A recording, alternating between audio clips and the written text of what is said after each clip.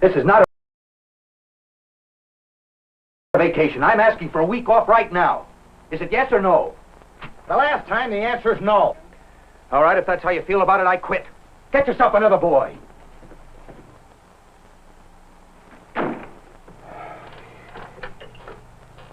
Miss Perry, get me Sam Brooke and personnel.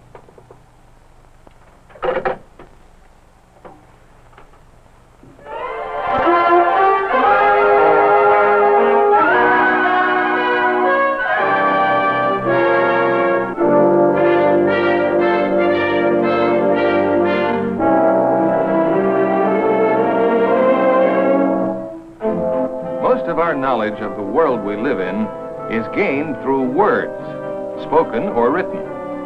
Words which are symbols for things, people, ideas, events. Some of the most crucial events in our lives involve words. Our understanding of people and events, therefore, depends upon the successful transmission or communication of these words from one person to another. Yet, strangely enough, many of us handle this important and complex process incorrectly. The film you are seeing is a dramatization of three major factors in person-to-person communication. Take that scene in the office. Has that ever happened to you or someone you know? What you caught was the last round of a fight that never should have taken place. Why was there a fight? Because Mr. Lewis, the boss, and Bob Wheeler, the employee, carried on a conversation without even listening to each other. We spend much of our business life in conversation, which normally should be a kind of person-to-person communication. But sometimes things go wrong. Let's turn back the clock and see what led to the disagreement between Mr. Lewis and Bob Wheeler.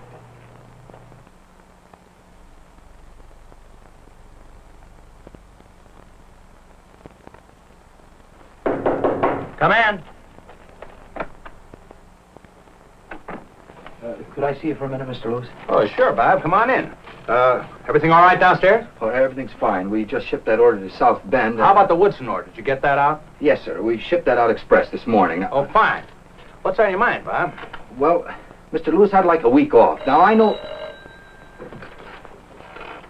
Lewis talking. Oh, Barney, yeah. Yeah, I called you, but I'm tied up. Okay, go ahead. Yes, of course. I want the payroll out early on account of the holiday. Well, put your people on overtime. Don't worry, I'll take the responsibility. Oh, sorry, Bob. Now, what were you saying?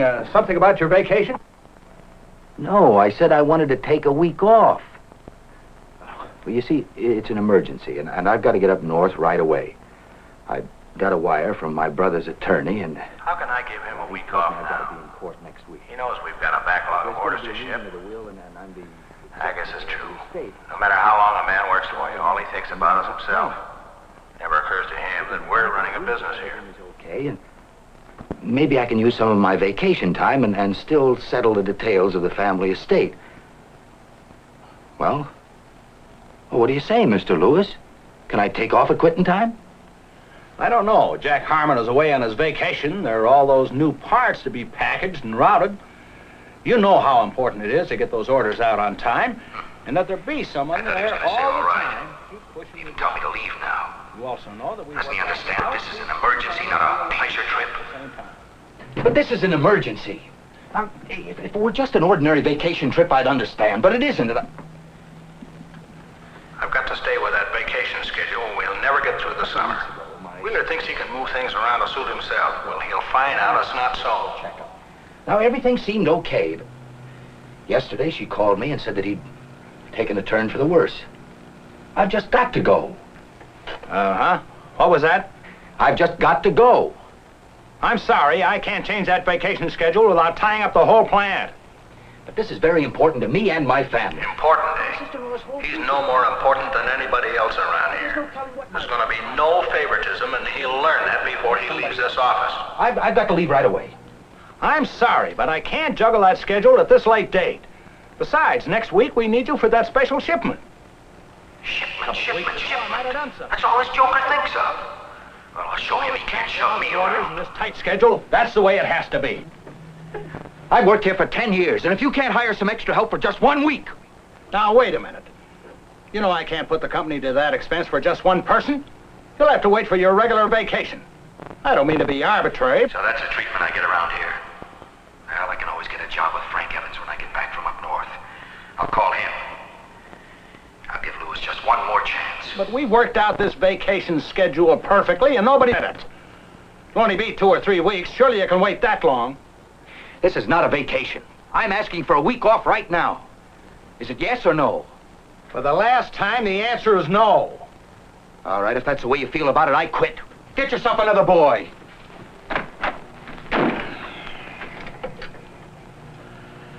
Miss Perry, get me Sam Brooke and personnel. And the company loses another good man. Why? Was it necessary for Bob Wheeler to change jobs after so many years? And was there no way for the company to avoid having to hire and train a new man?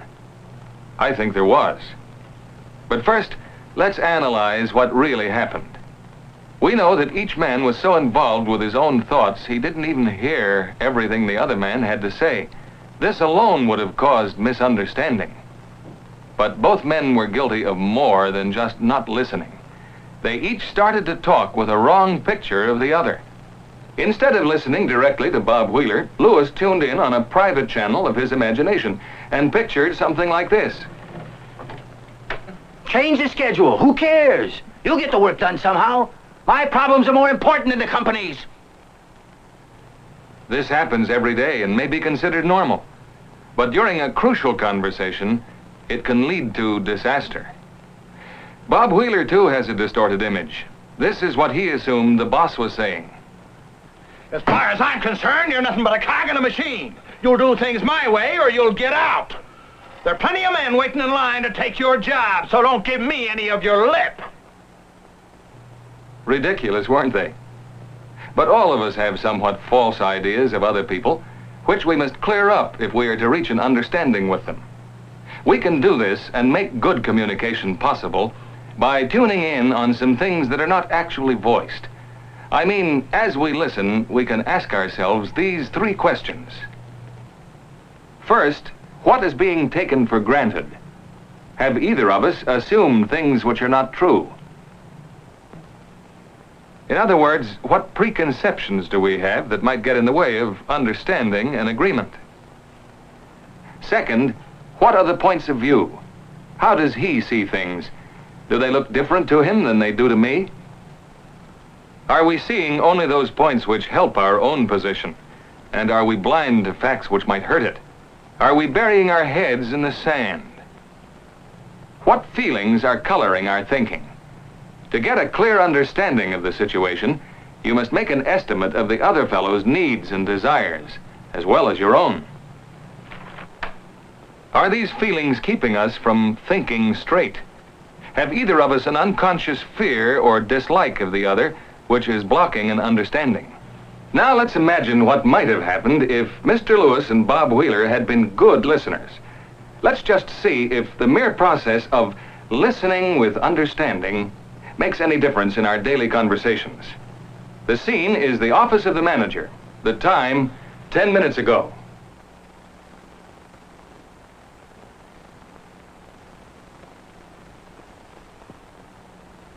Man! Could I see you for a minute, Mr. Lewis? Well, sure, Bob. Come on in. Everything all right downstairs? Oh, everything's fine. We just finished that order to South Bend. And the Wilson order? Yes, sir. Shipped it this morning. Good, fine. Sit down. Thank you. Miss Perry, hold all calls for a few minutes, will you, please? Thank you. Now, Bob, what's on your mind? Mr. Lewis, I'd like to have a week off. It's an emergency, and I have to go back to my old hometown. How can I give him time off with all that work to be done next week? Yeah, that's my problem.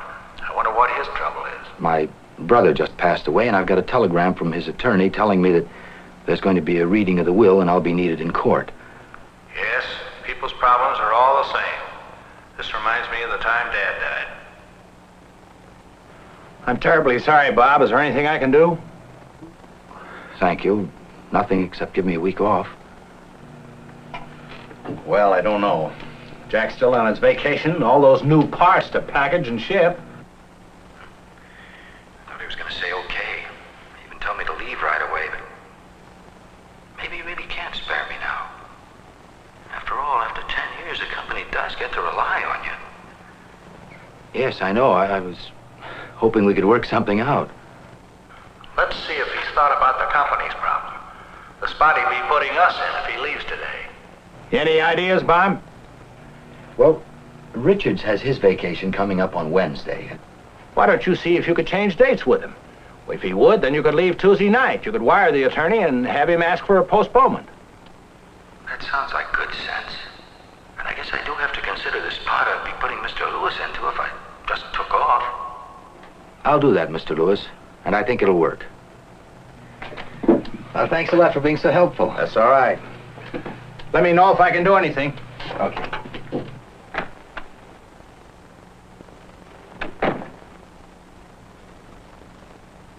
Takes even less time, doesn't it? Just a few minutes to listen to the other person. Maybe a few questions to find out what's on his mind. We spend so much of our time in person-to-person communication. Why not learn to do it well? Remember, listening is more than just hearing the words. It means we must constantly be seeking to answer these three questions. First, what is being taken for granted by him and by me? Second, what are the points of view? How does he see things as against the way I see them? And third, what feelings are affecting our thinking? And are they getting in the way? But of all these factors, feelings stand as the major barriers to good person-to-person communication. Feelings, when out of control, cause us to say and do things we later regret. They blind us to careful observation of a situation. Feelings may force us to be stuck with a bad idea. They tend to make us rigid and inflexible in controlling our reactions to what we see and hear. In seeking to answer these three questions as we listen, we will improve our understanding of the other fellow. Our person-to-person communication is only as good as our ability to listen with understanding.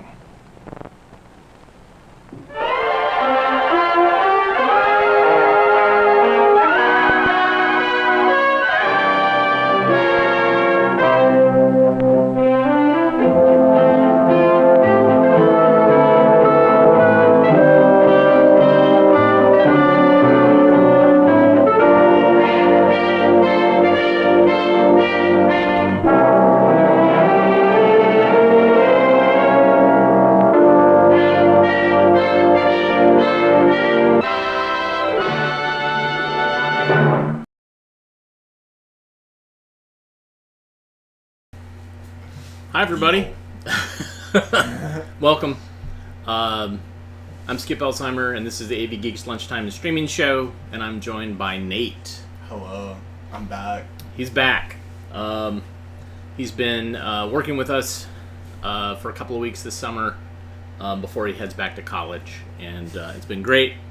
He's been helping us with some database stuff, and I kind of wanted him to tell me what theme to go with, and you were kind of like language. Yeah.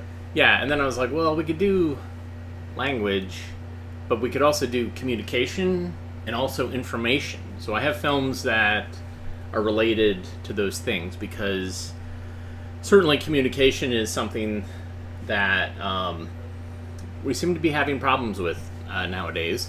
And also the amount of information that we're exposed to is outrageous. But in the meantime, I did want to kind of give a shout out to language with this film, which is a film on how to conjugate the verb banana.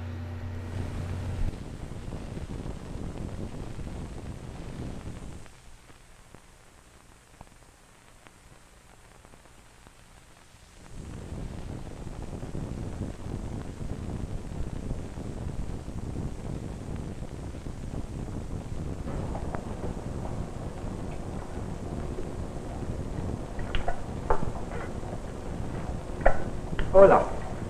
Today we're going to discuss a very interesting verb. The verb venir. Venir. B-A-N-A-R with a tilde over the end. Venir. To banana. We conjugate the verb thusly, like any other verb we have discussed previously. Baño, bañas, baña, bañemos, bañes, bañan. I banana, you banana, formal, you banana, informal, we banana, they banana, formal, they banana, informal. Now, the verb has very many possibilities because it may seem limited in that it just deals with bananas, but it has many different varieties. We have here the bañitas, the little banana, bañitas, bañitos, female and male, O and A. We've discussed that previously. And then you can see here a mixed bunch we have in the back, some little bananas like these. But in the front we have the bigger variety, the full-grown bañas, bañanas, or bañano. Now, when we talk about gender, we're not necessarily talking about male and female banana because, look, you can tell the difference. But so what we're talking about is gender. It's just practicality sense gender. Now, let's give an example. Is the best way to learn anything. Two bunch of bananas walking down the street. You tell me what the situation is. Hola, bañas, ¿qué tal? ¿Cómo estás? Muy bien. What was wrong with that statement? What was wrong with it is that the big bananas said, hola, bañas. Big bananas don't have to treat little bananas with respect. Little bananas have to treat big bananas with respect. So yes, hola, bañas, ¿qué tal? ¿Y tú? Muy bien, gracias, baña, the informal. That's the difference. And we see that the banana peels.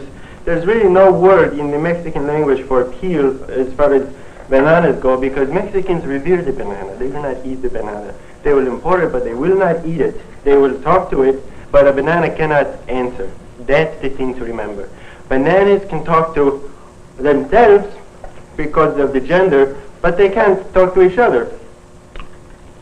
So if we have two bananas working down the street, the situation should be hola bañas, big, little, grande, pequeño. Hola bañas, ¿qué tal, cómo está usted? Tú, muy bien, gracias, y usted. This could be a group of children. We don't say group, we call them bunch, a bunch of bananas. This is a bunch of bananas. And they were walking down the street, but it's very unusual to see this because they only come out at nighttime. And if you're walking down the street and you see the bananas walking down the street, you've got to remember an important thing, that the banana, it breaks off the bunch and then it's a singular verb. This is a plural verb, bañas, baña. You see the difference? One, uno, dos, tres, cuatro, cinco, seis, but I might have counted it twice, but either or less, there are two bunches of bananas here. One is one is a lot. And so you have to use the plural or the in plural. Now, if you're talking about a bunch of bananas, we don't really need the stickers when we're discussing them. When you're talking about a bunch of bananas, you've got to remember that they would flow like this. They come apart. I don't want to break this bunch apart because it's a nice bunch. But there are big ones and there's little ones. I think I might have said that already, but I cannot overstress that point because it's the gender we're speaking of here. You know what I mean when I say gender? And that is what's most important in the whole discussion of venir. Let's go over the conjugation once more. Venir, tu banana. Baña, baño, I banana. Bañas, they banana, you banana, informal. Baña, you banana, informal. Bañemos, we banana. Bañan, they banana. And bañas, bañes, they banana, informal. And now, it's very important that you don't overreact to the banana, that you treat them with respect, and that you don't let it get carried away with you either, because you could go on and you can think about what you're going to say, but you can't overthink. Para hablar con la banana in inglés.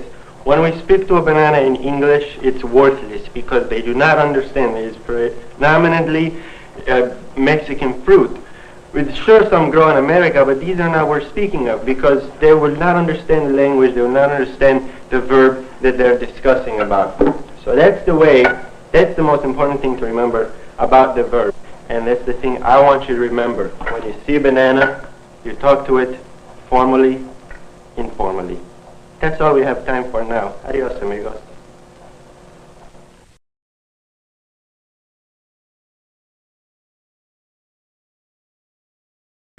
So people in the comments, some of them really, really, really hated this film. Yeah. I can see why. He's just saying a lot of nonsense. Yeah. I mean, it's kind of hilarious, and it's short. Come on. Not everything we show. When somebody said in the comments this was a complete waste of film, I mean, I have certainly shown some films that are a complete waste of film. That one is a goof. Yeah, definitely a student film. Nathan, thank you for the coffee.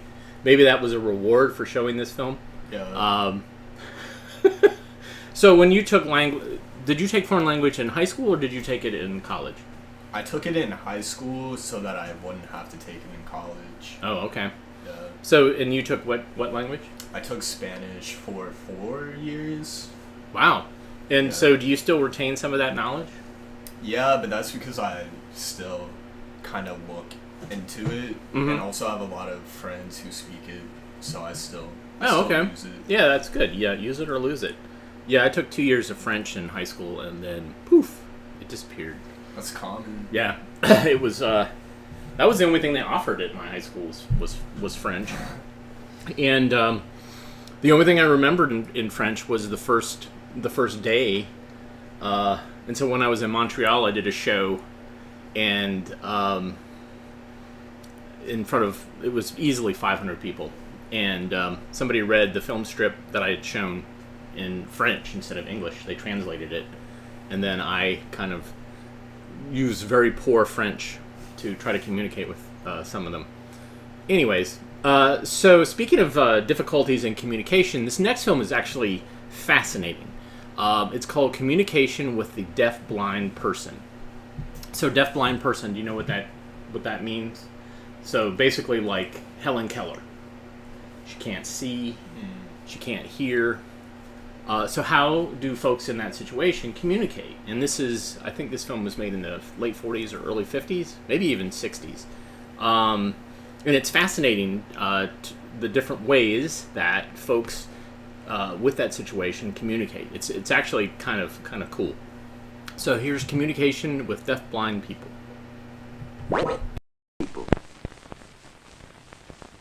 Narrated by Alexander Scorby. Script and demonstration by Annette B. Dinsmore, Program Specialist in Services for the Deaf-Blind, American Foundation for the Blind. Have you ever known a person who is deaf as well as blind? My work has brought me into contact with many of them, contacts which have been extremely enjoyable. I travel all over the country as a resource person to counselors, caseworkers, and teachers whose responsibility it is to serve deaf-blind people. In the total population of blind persons, the proportion of those who are deaf-blind is fortunately low. They are widely scattered geographically, and for this very reason, professional workers, as well as the family, friends, and people in the community, must learn how to help a deaf-blind person, and above all must learn how to talk directly to him. This is the first step and the most important step in offering service to him. Communication. You and I take ordinary conversation for granted. Someone who is both deaf and blind cannot do this, but he can learn to understand you by using one or more of various methods of communication. And it is possible for him to take his rightful place among his family, friends, and other associates, even strangers. In this film, you will see 5 different methods of communication, and you will meet 6 deaf-blind people. You will see them conversing, one using printing in the palm, one the alphabet glove, 2 will be talking together with the one-hand manual alphabet, and another will be using a special device, the Teletouch. The last shown will be the vibration method. These are the most commonly used methods in this country. There are others which we have not included here. Thank you, Miss Dinsmore. Larry lost his sight and hearing in his early teens. but he still has a memory of print letters. Therefore, you can talk to him by printing in the palm of his hand. This method can be used almost universally because most people know how to print. Using your index finger as if it were a pencil, print capital letters in his hand with simple strokes, such as A, L, S, and E. Make each letter as large as the size of his palm allows. With a little practice, he will be able to follow your conversation easily. If he misunderstands a letter, take his finger as if it were a pencil and print the letter on the table in front of him.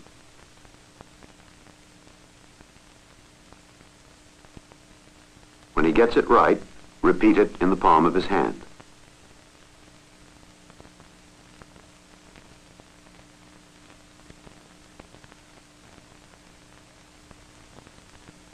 Sometimes Larry will anticipate a word or a whole sentence.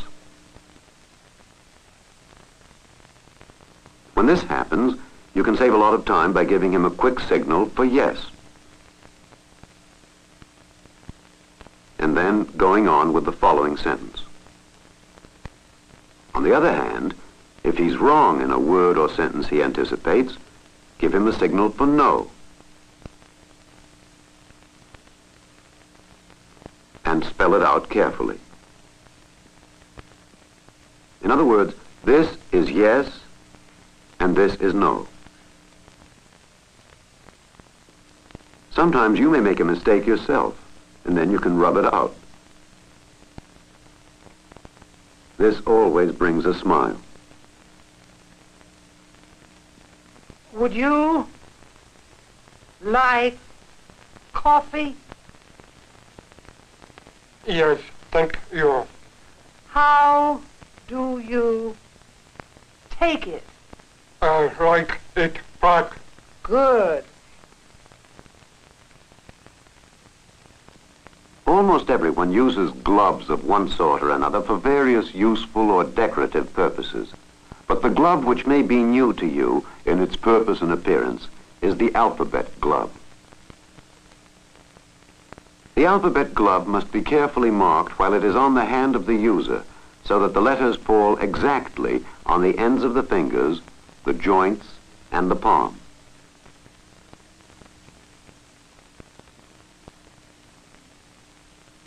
The numbers are marked on the back of the glove, on the nails, and at the first knuckles.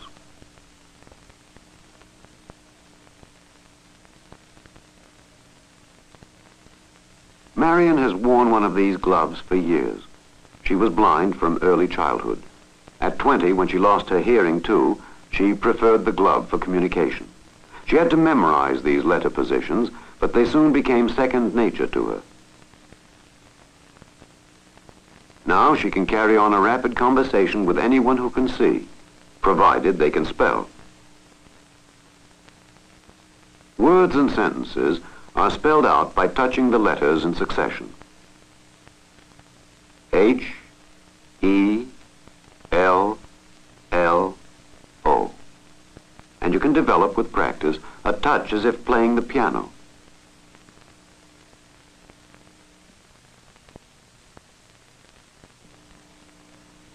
Just as with printing in the palm, a quick signal for yes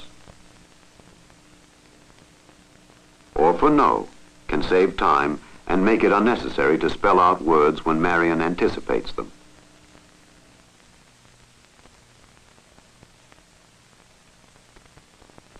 My My hobby hobby is is music. music. Ah, What what is? What is my hobby? Yes. I have several. My favorites are social dancing, but not the twist, and clay modeling.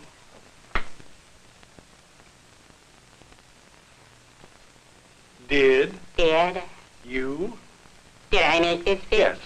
Yes, I did. all Ah, my Your self. self. Yes. All by myself? Yes. Well, Bob, I started to make it all by myself. But I made the mistake of taking it out to the park, to work on the fish air. As I was working on the fish, many people sat on the bench beside me. And each had a different idea as to how a fish should look. So when I reached home, I had a whale with long ears. Thank goodness the ears fell off. Too many kibitzes. Right.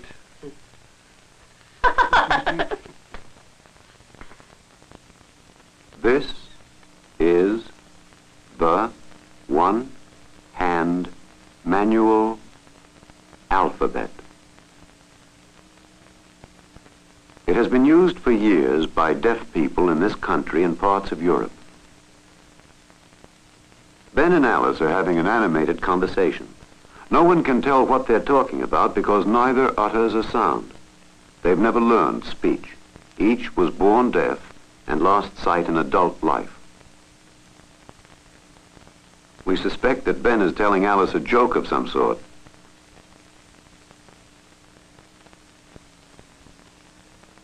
For deaf-blind people, the one-hand manual alphabet is a rapid method of communication. They must, of course, learn to read it by touch, since they cannot see the position of the fingers. Of the 5 different methods of communication shown in this film, this one-hand manual alphabet is the only one which requires learning on the part of the speaker.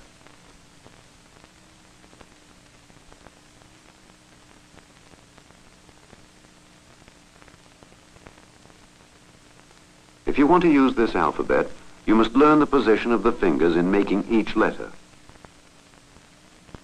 A, B, C, D, etc. In spelling words, move your fingers smoothly from one letter to the next without extraneous movements. The, and, cat, dog. Wiggly fingers make fuzzy letters. For example, the letter I with the thumb up turns into Y. The deaf-blind person places his hand over yours and reads the words by following the movements of your fingers. Miss Dinsmore must read Ben's and Alice's spelling by touch, too, because she is blind also. Ben has a light touch on Miss Dinsmore's hand, and so does Alice. She can say the same thing to both of them at once. For example, what do you want for lunch? But she cannot read their answers back at the same time, or she will get mixed up. And now, off to lunch.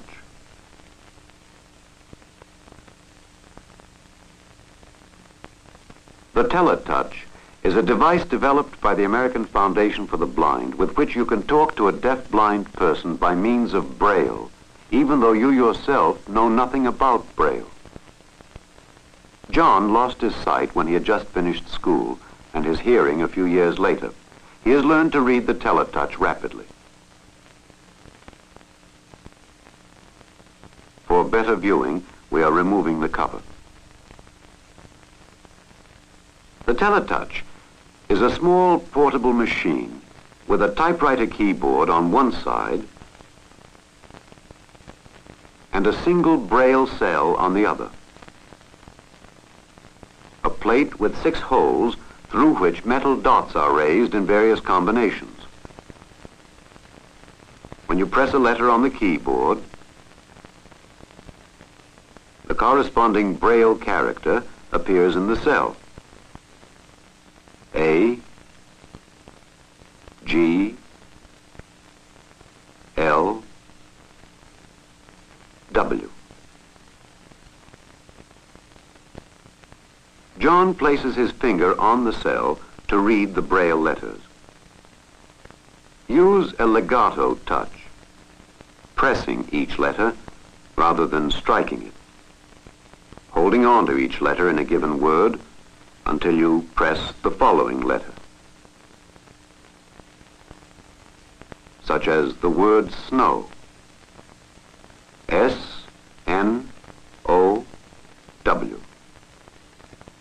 A slight pause between words makes it possible for John to understand you rapidly. Can you use the Teletouch with anyone? Yes, even with a child, but the individual must familiarize himself with the sender's touch and the keyboard. This differs as penmanship does, and as soon as he becomes familiar with it, the deafblind person can read more quickly and easily. Oh, I see. Everyone is different. On each side of the space bar are 3 blank keys. These 6 keys can be used by anyone who knows Braille to make many more characters than the 26 letters. These save time and increase speed.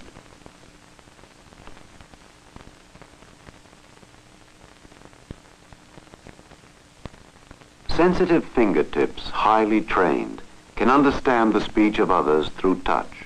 The thumb rests on the lips, while the 4 fingers spread out across the cheek and jaw to catch every movement and vibration. Carol recognizes a friend by a familiar bracelet and ring and shows delight in the contact. She quickly looks her visitor over to check earrings, hairdo, dress. Carol lost her sight and hearing when she was not quite 2 years old, just about the same age Helen Keller was when she became both deaf and blind. When Carol was old enough, she entered a department for deaf-blind children in a school for the blind. There she was taught to speak, to understand the meaning of words, and to understand the world around her. Gradually, she mastered the language of this world and was able to speak it and also to read it and write it in Braille. As her vocabulary, she increased her skill in reading the spoken word by touch, so that when she finished school, she was well prepared to take her place in her family and social group. A genuine interest in others is contagious, and she is accepted warmly by all who know her.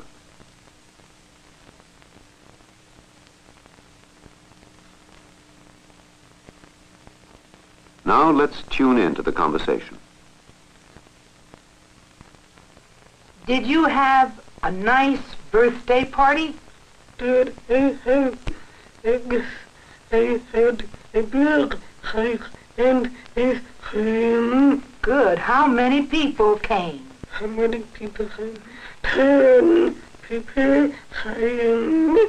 Oh, and what did you wear? What did I wear? I had a yellow dress and green shoes. A new yellow dress and green shoes. That sounds very pretty. That sounds pretty. Thanks. Well, you're welcome indeed. You have seen 5 of the most commonly used means of communication in the United States. To use several methods, and this enables them to converse with a variety of people and to develop broader and more effective relationships. The number of persons in our population who are both deaf and blind is relatively small, and they are widely scattered. They urgently need your understanding, and communication is the key. When you have the opportunity, talk directly with a deaf-blind person. You will find that this experience will give both of you real satisfaction and pleasure. Lewis Hoskins, Marion, Geraldine Lawhorn, Alice, Mary Gilmore, Ben, Enio Struzzi, John, Sam Chermak, Carol, Carmela Otero.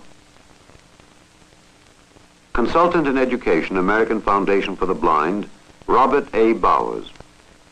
Cinematographer, John R. McCrory, Jr. Producer and Director, Clarence Schmidt. American Foundation for the Blind, 15 West 16th Street, New York, New York. The end. a spot film production.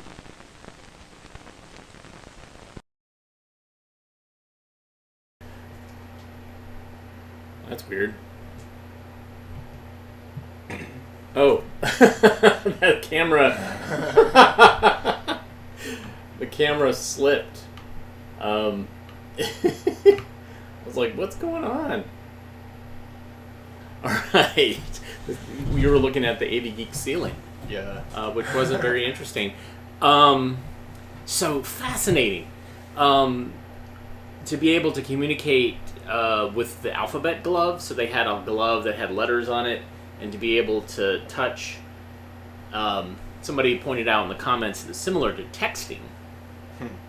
And so I wonder, it'd be great to see how technology, common technology that's in all of our pockets and now, how that has helped the deafblind. Like, is there a way for them to communicate? Because now there's haptic, when you touch the screen, you feel movement. So maybe there's a way to change that. And I'm interested to know more about that because it's really, really, really fascinating. And the fact that Alexander Scorby who's the narrator, he read all of the credits at the end. Yeah. As a nod to people who are blind, is fascinating. So I feel like I have a couple of other films from that series made by the same folks, and it's just really, really great. All right, so the next film I have is about information, and we have it on the film scanner behind me, which is right there. This is called Today, Information Explosion, Tomorrow, and potentially this is at least 30, maybe 40 years old, and let's see what they come up with. All right, enjoy.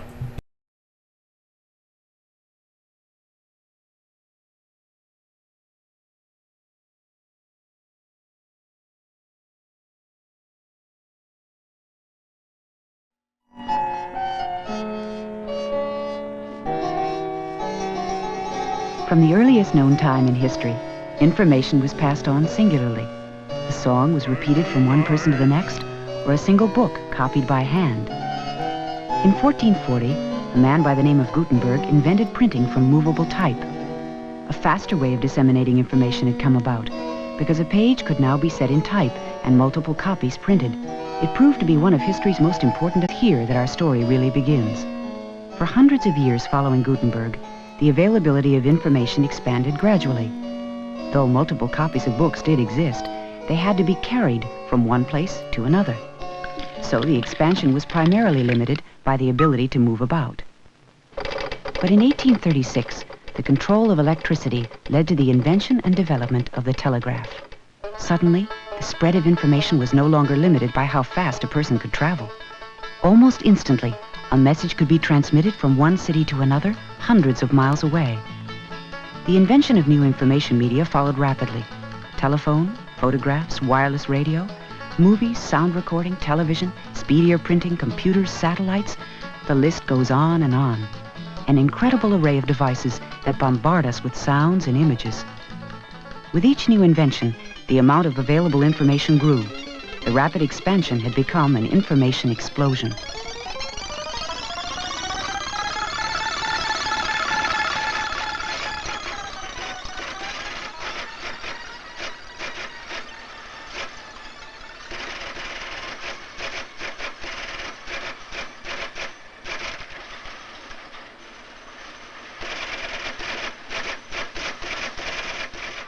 The information explosion has not only fostered great changes in our way of life, it has helped to accelerate the rate at which those changes occur.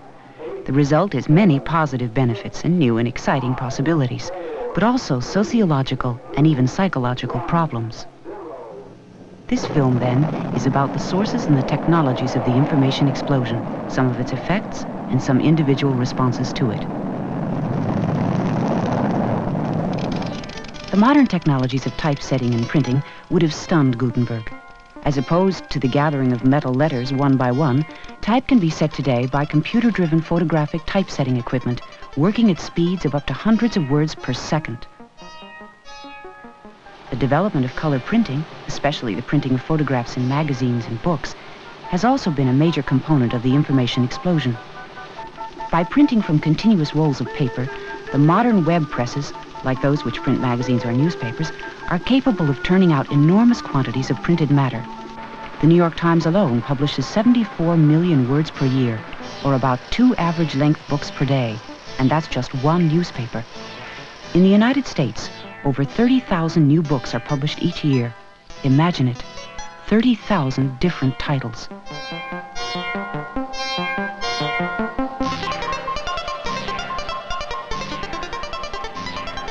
From the early experiments by Alexander Graham Bell, a vast telephone network has grown which crisscrosses our cities and extends around the world. Today, we can pick up the phones in our homes and talk to others on the next block or in the next country. Good morning. I have a collect call from Mr. Burns. Will you accept the charge? Thank you. Go ahead. It is from long-distance switching centers like this that the flow of calls is controlled and monitored as the calls go out by cable or by microwave transmission to points around the world. New information is being instantly and continuously gathered, processed, and disseminated. And through the use of television, computers, data processing equipment, and broadcasting techniques, all forms of information, oral, written, photographic, whether on paper, film, or TV, can be processed, stored, or transmitted anywhere in the world in less than a 15th of a second. In other words, almost instantly. Not only is the speed with which information is disseminated astronomical, so is the technology for gathering. Communication satellites, minicams, transcontinental telephones, and a myriad of other electronic devices have accelerated the gathering of information as well. Television is one of the main components of the information explosion. There are over 100 million television sets in America, at least one in 99% of the homes. Perhaps nowhere is the process of both gathering and dissemination more relevant to our individual lives than in the operation of a major TV news department. For most people in America, the TV news is the main source of information about the world. Scarcely an hour had passed from the time of the closing of the polls when Dennis Block appeared at his loop headquarters to concede. Candidates rise and fall by the image they portray on TV, and some have tried to manipulate the news, for they realize its tremendous influence on our lives. It's just too overwhelming today, mainly because of the low turnout. There's a built-in vote that they have. I'm not making any excuses. I lost, he beat me fair and square. But this is the building effort, and we got a great ticket going in '78, and I'm sure that you'll see a great change in the city of Chicago and county at that time. Although I'm the news director here at the station, the news actually directs itself. We get information from newspapers, wire services, hundreds of public relations people, books that we read, magazines that we read, sources that we talk to, the Associated Press Wire, the United Press Wire, the City News Wire, the State Wire. Picking out and sorting out among all those inputs every day is what is the job of the people who work here. And they thumb through those and look through those, and they try to decide what's most important and what's most significant and what's most interesting. We can't present reality as it actually is, because we'd have to be on 24 hours a day with 15 or 20 or 30 different channels just to get all the information that's available to us. So we have to edit it down and create a view and present, actually, a view of the world that's as close to reality in the short amount of time we have that's possible.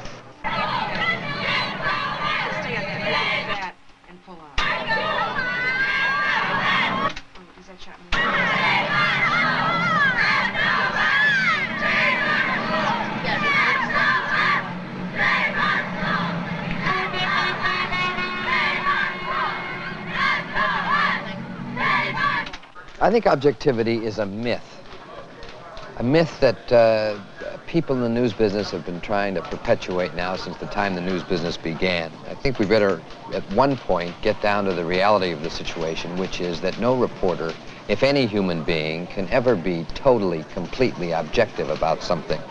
We all bring our personal prejudices to stories that we cover, and the explosion has caused so many different stories to be so available to us in so many different ways that we can't be thoroughly backgrounded and experienced on every kind of story that we cover. We have to find a way to differentiate between what is news and what is not. It's a very difficult assignment because anything can be news to me, to you, to another person, to the assignment desk, to the producer, to the anchorman. Whatever seems to be news to someone doesn't necessarily mean that it's news to someone else. If something happens, we can be there in an instant, literally in an instant if it's right around the corner, in minutes if it's halfway down the block. And we can bring to the viewer live something that is actually happening, and the viewer can make up his own mind, draw his own conclusions, get his own information in his own way by just watching it all unravel right before his eyes. That impact is indescribable. Walter Jacobson, John Coughlin, Johnny Morris, Channel 2, the 10 o'clock news. Our top story of the night began 10 days ago when gunshots rocked Humboldt Park and violence ripped the surrounding community. Today, a police report concludes that a police officer fired the shot that triggered the outbreak, killing at least one of the 2 victims of that June 4th disturbance on Puerto Rican Independence Day. Today, the parents took to the picket lines, adding their voices to the protest over desegregation. But the protest went beyond the schools. Many parents said that the changing racial makeup of the schools would trigger changes in the neighborhoods as well. Pickets also spread today to 2 other schools in the same neighborhood, the Hubbard High School and the Dawes Elementary School. Coming up, we'll find out that the stork has fallen upon hard times, and we'll get some good times weather from Irene Rodriguez. 2. Ready to roll us out, 8. Silent. Ready to super down. 3. Teams out of first place because Minnesota keeps on losing. Last night the Twins lost to California 12-9. The White Sox dropped the game to Boston 7-1. The Sox led 1-0 and beat George Scott plays Chris Knapp. Super out. George hit one of those long shots to tie the game at 1-1. Fish 3. Well, he's got the advantage over those 2. other skin divers because it doesn't have to go quite. You can swing one. Take 2. The information explosion has had a profound influence on the changing American lifestyle. It has brought great changes in our way of life and has increased the rate of speed at which that lifestyle changes. So bound up in it are we that it is often hard to measure all the ways we are affected. The expansion of information media has a prophet, and that prophet is Marshall McLuhan. McLuhan has said that the medium is the message. That is, it is the means by which society communicates that determines how society thinks and how it will change. It is not what you see on television, according to McLuhan, but the very fact of television that is significant. It is certainly safe, however, to say that we are becoming more rapidly influenced by ideas, events, and styles from around the world. Imagine, for instance, that it took the waltz nearly 3 decades to catch on in the late 19th century, but now a popular new dance or hairstyle or clothing fad can spread in just a few weeks and become obsolete just as fast. In ancient times, a classroom may have consisted of a scholar and a few disciples gathered around. With the advent of printing, each student now had a book from which to learn. The book was the first learning machine. But imagine the modern classroom today with learning kits, games, film strips, films, and television to show you what is happening all over the world. The information explosion has revolutionized and accelerated the learning process right in the schools. And if you don't find what you need in the classroom, there is a library filled with thousands of books and magazines. And that's not only true in school, but in every profession as well. Technological developments have also enabled each of us to become part of the sending process. The CB radio, for instance, has created a vast information network without any central studio. Okay, maybe after they're through, I'll take a look at some of those slides you've got. See how they look to you. Well, they made a change in our graphics station too, Dorothy. As far as the frame. Other systems are growing all the time. In one large company with offices around the U.S., executives can carry on face-to-face conferences with each other without ever leaving their buildings. The signals are carried via long-distance phone lines. The slide chain is really an archaic type of slide presentation to a video camera. And in the Rocky Mountains, many schools in remote areas are connected to each other via a television network with signals bounced off communication satellites. Talk with Blanding, Utah and Busby, Montana if we can. Again, direct two-way television without any central studio. Modern technology has enabled us to instantly communicate with each other around the world.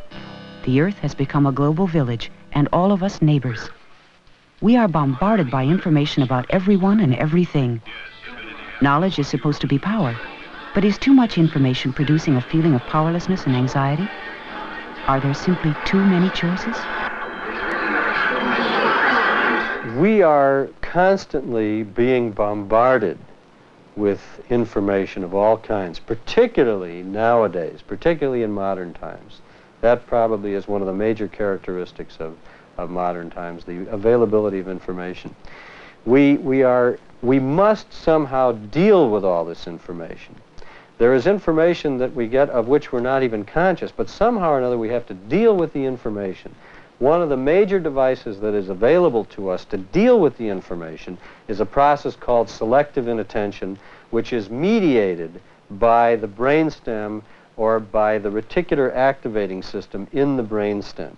This device, this mechanism, allows us to assign weight to the information in a discriminating way. Why can a mother sleep through a thunderstorm but awaken at the slightest whimper of her baby?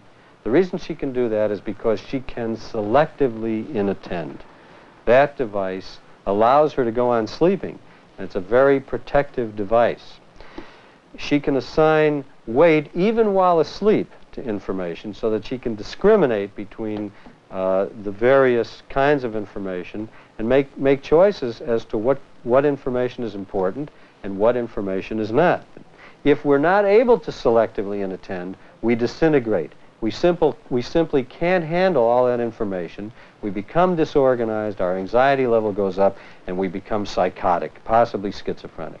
That may be the mechanism of schizophrenia, a failure of selective inattention. We are all exposed, in one way or another, to an ever-increasing quantity of information. And the communications media have allowed almost all of us, like it or not, to achieve a kind of global consciousness. The question is, can we deal with it? How will it affect us? Will we become so bombarded by information, so over-fatigued by the media, that we become numb and insensitive to even suffering and disaster? Or will we become more tolerant and understanding, more concerned with the problems of the billions of others who share our global village?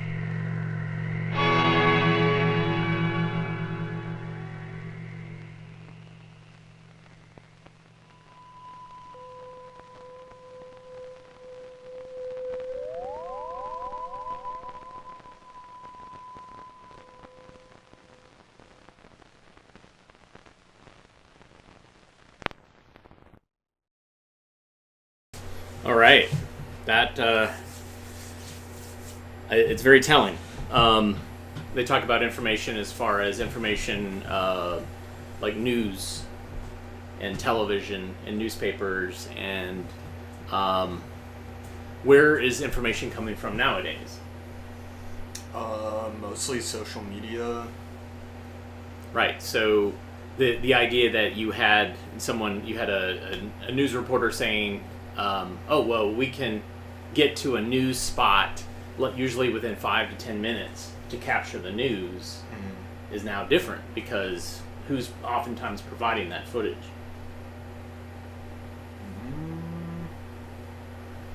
I don't know. People with cell phone cameras. Yeah, The people with cell phone cameras are there capturing the footage and reporting it.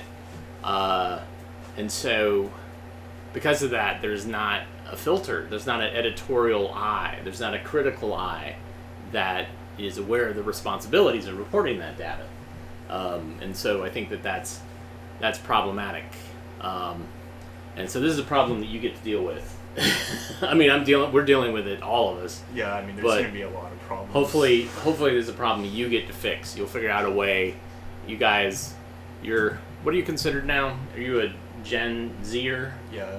All right. Maybe Gen Z will fix it. Gen X, we tried. We really gave it a shot. But those baby boomers, man. And then the millennials, they just smooshed us. All right, so I got one last thing to show you. This might be of interest to at least one of the people watching old radios.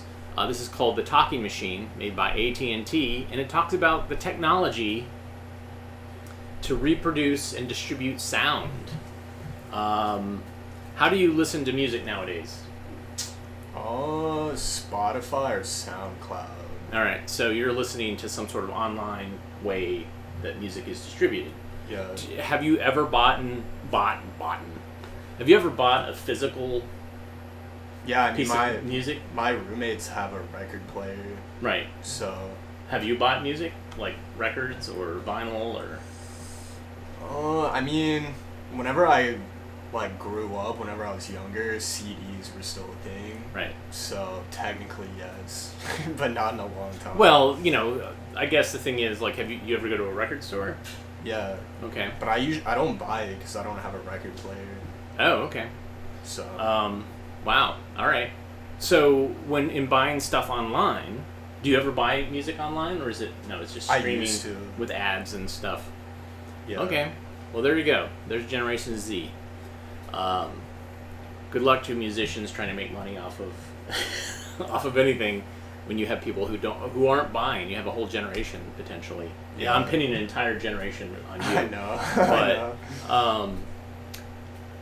that's not 100%. There's people making cassette mixtapes now. There's vinyl that still exists. Some people are still making CDs. So yeah, vinyls are expensive now. Yeah. They're being sold for $150 for some of them. Yeah. If not more. Yeah, that's unfortunate, but it's kind of the nature of it. So anyways, here is Talking Machine. Enjoy.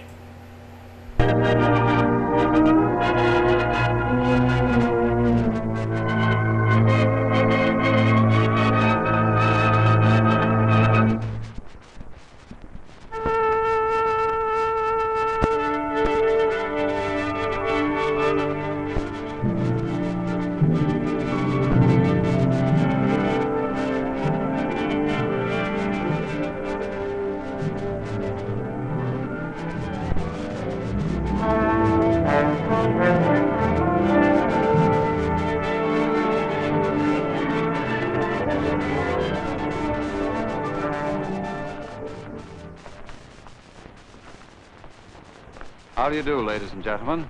My name is Floyd Mack. It is my pleasure to welcome you to this presentation of the Bell Telephone Hour, which we will try to show you in much the same way as it's broadcast each week on a nationwide network. First of all, I'd like to have you meet the conductor of the Bell Telephone Hour Orchestra, Donald Voorhees. There he is over there. Oh, Don.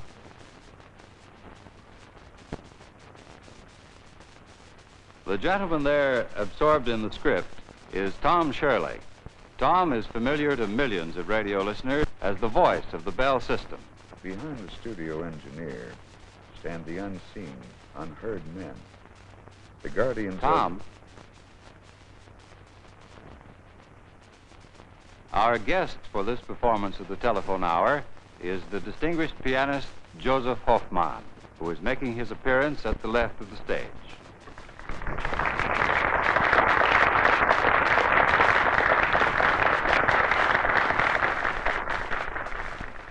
Last but not least are the members of the orchestra itself.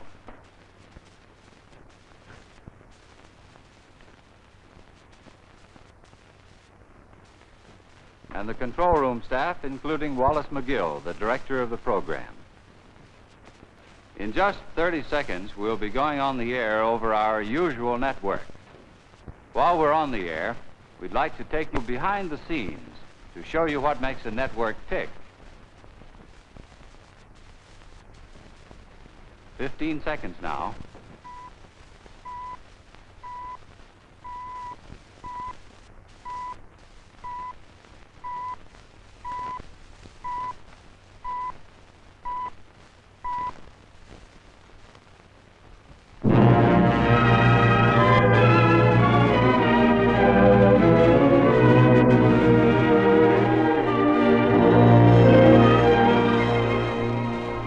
The Telephone Hour, presenting Joseph Hoffman.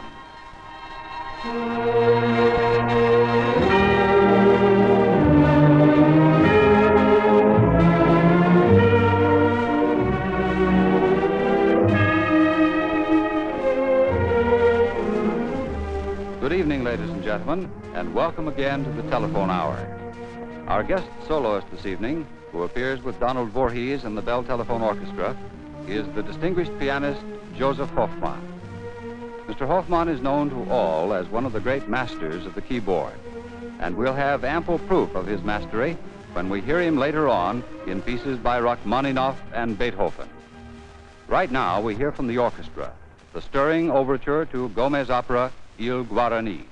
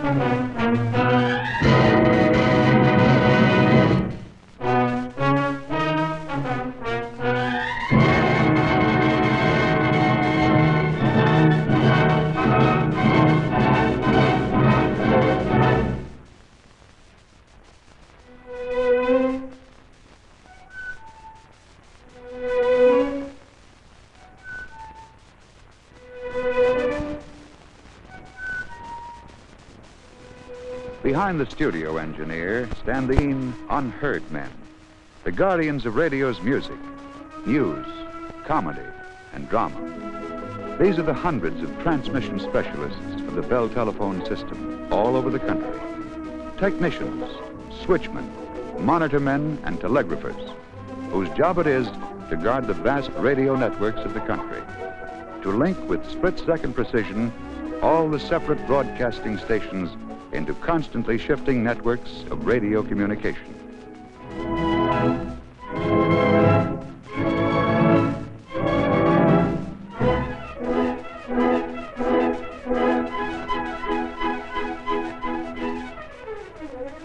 Theirs is the skill that guides invisible waves over a labyrinth of wires.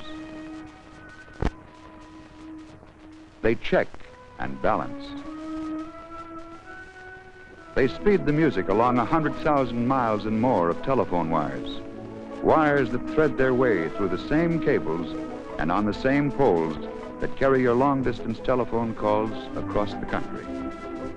Overhead and underground, through the towns, across the prairies, over the mountains, over the streams. These Bell system men are the masters of thousands of miles of telephone lines, a vast and intricate system especially designed for radio. It's equal in actual money value to about 1/2 of all the equipment owned by the broadcasting companies they serve.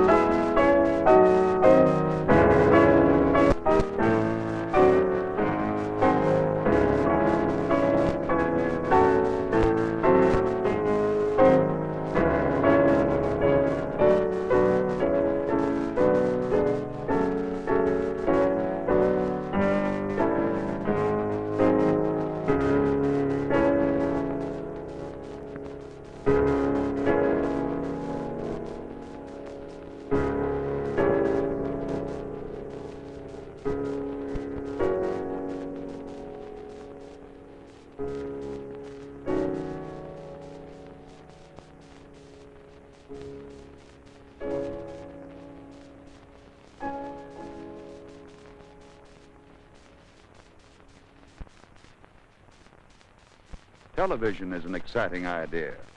It's got a lot of people talking and thinking these days, asking questions, too. Questions like, can television stations be linked together by Bell system telephone lines the way radio stations are connected? Well, that's one question we can answer right now. But first, let's look back to the beginning of cross-country telephoning. In those days, there were a few wires strung on slender poles. But as the demand for cross-country calls grew, more and more wires were added to the poles. In some of the larger cities, this led to overcrowding of poles. Something had to be done. So Bell system engineers began looking for ways to make the wires smaller and to pack them into lead-covered cables.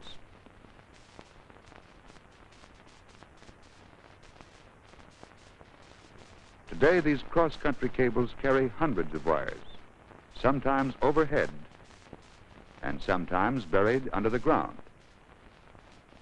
As time went on and people found they could talk farther and hear better, more and more telephone calls were made. Telephone research men then had to find ways to make these wire pathways carry heavier traffic, ways to place more calls on each wire, yet keep the calls separate. This was done with what came to be known as carrier systems. It was first used on open wires, then on the pairs of wires inside the cable. As the need for still more calls developed, a wider electric highway was needed. A new type of line structure was found.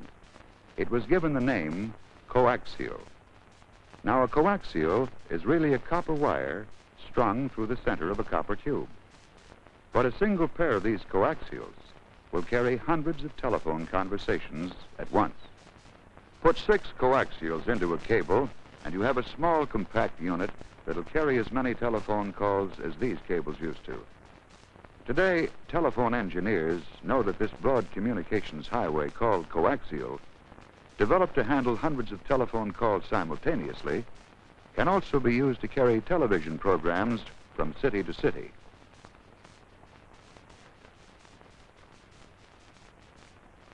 Several hundred miles of coaxial cable already form a part of America's long-distance telephone system.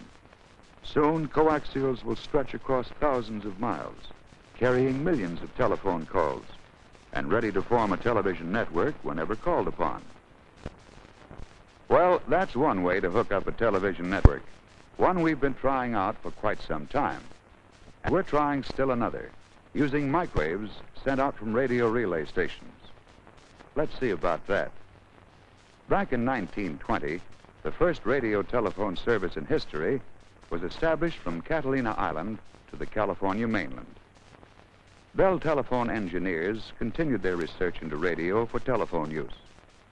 This brought to the public such things as overseas telephone service, ship-to-shore calls, and many other applications of radio. Before World War II, we started using very short waves for telephone use between such places as Norfolk and Cape Charles, Boston and Provincetown. During the war, even shorter waves have come into use.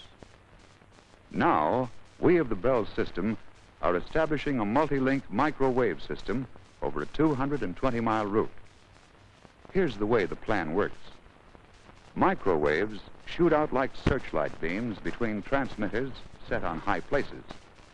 From New York, the beam is trained on Jackie Jones Mountain. Then it's picked up and relayed station by station to Boston. These microwave radio beams may do about the same job in the air as the coaxials do underground, carry a lot of telephone calls at once, both ways, or carry the sight and sound waves of television. Well, there you have them, 2 different ways by which television networks may be set up: coaxial cable and radio relay. Television networks may well wind up as a combination of the two, or there may be some other method or combination of methods. Time alone will tell.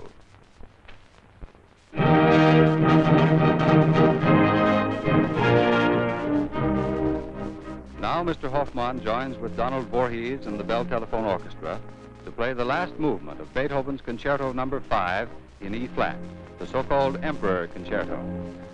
How the work got its nickname is not known, although the majestic title seems to fit the last movement, a rondo of noble proportions and splendid vigor.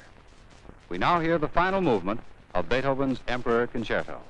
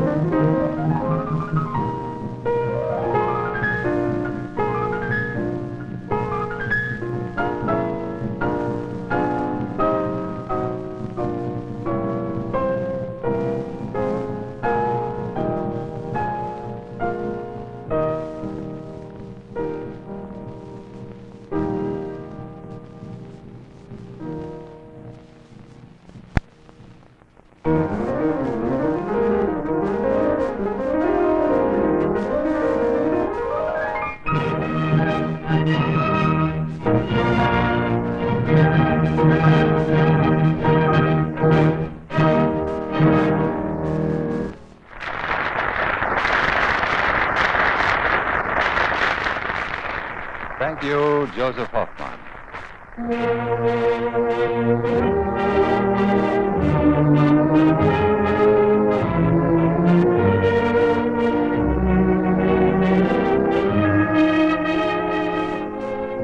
On succeeding weeks at this time, our soloists will be Ezio Pinza, Helen Traubel, Fritz Kreisler, and Robert Casadesos. So until you join us again for Music You Like, with these and other great artists, with Donald Voorhees and the Bell Telephone Orchestra, we remain sincerely yours, the Bell Telephone System.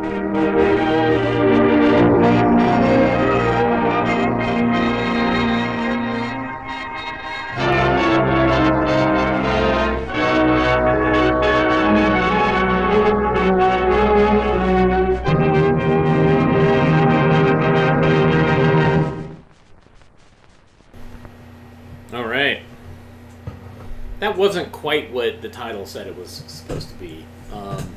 I thought it was going to be more about general audio technologies, but it was kind of skewed towards Bell Company's wire and long distance and audio carriage types of stuff. But I don't know, it was an opportunity to also show off the Bell System Orchestra, or Bell Telephone Orchestra, which there's other films that show off that stuff. There's one called Music in Motion, and there's other opportunities that AT&T would use to show off their orchestra.